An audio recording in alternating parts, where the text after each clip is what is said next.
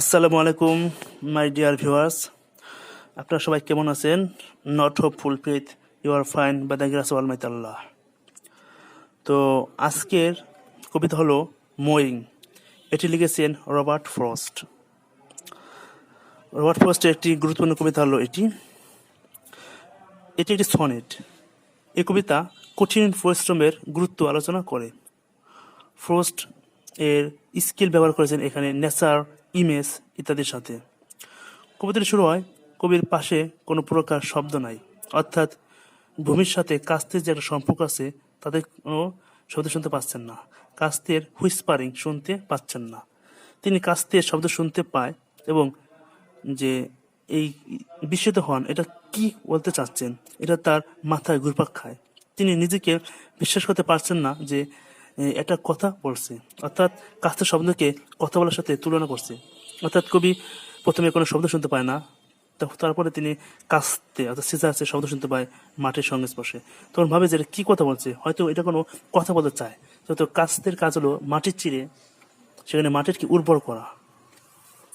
তিনি বলেছেন যে কঠোর পরিশ্রমকে ইমাজিনিং থেকে আলাদা করা উচিত।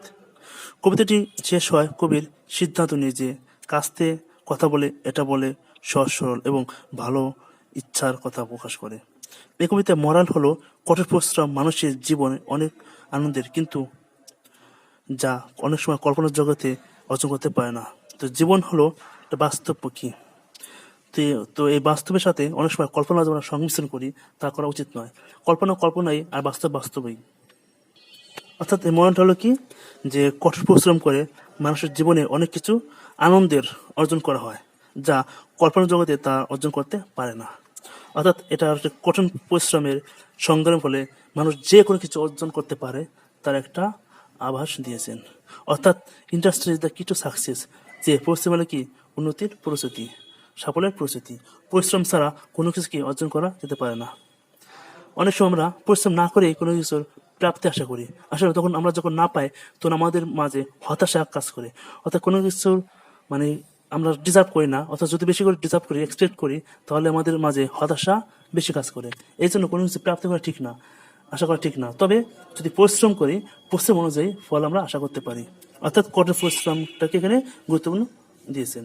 তো বন্ধুরা, সবাই ভালো থাকবেন, সুস্থ থাকবেন। আল্লাহ হাফিজ।